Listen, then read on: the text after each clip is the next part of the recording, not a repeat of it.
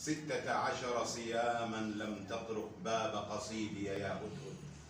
هل تجحد إخطار سنين تولت؟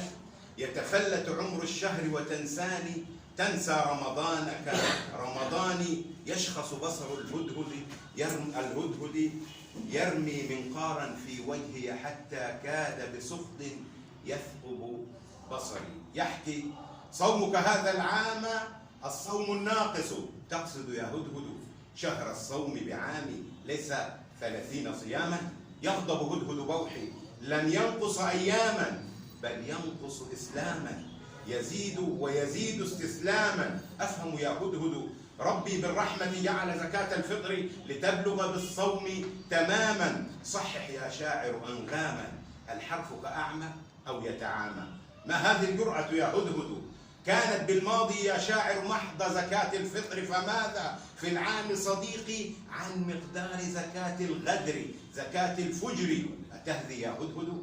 بل قلبك يا صاحي الجلمد. كم من عربي صوام عن هذا الأكل ويفطر يا صاحي على صوت القتل.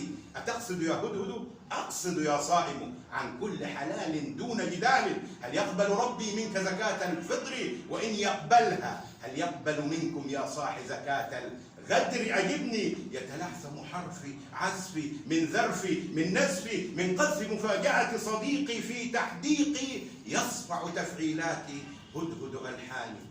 ماذا عن كم زكاة الفجر؟ وهل من أرز أو من شرز شرار يشتعل بغزة؟ هل من مال أو من مول من تمويل مجهول؟ يا أهل الهزة مدد. ما هذه؟ قل لي أفهم بصعوبات كنها زكاة الغدر فتردفني بزكاة الفجر. أجبني مفهوم قصيدي يتحجر عند زكاة السر زكاة الجهر.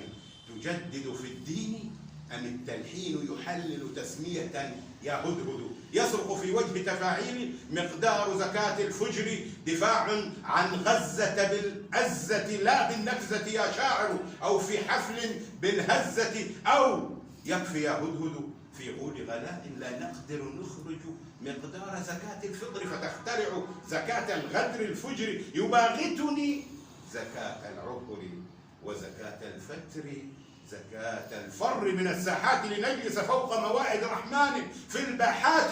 كفى يا هدهد من يسمعك يقول بأن أقاويلك وأفاعيلك جنة وتفاعيلي محض ترهات كل عام.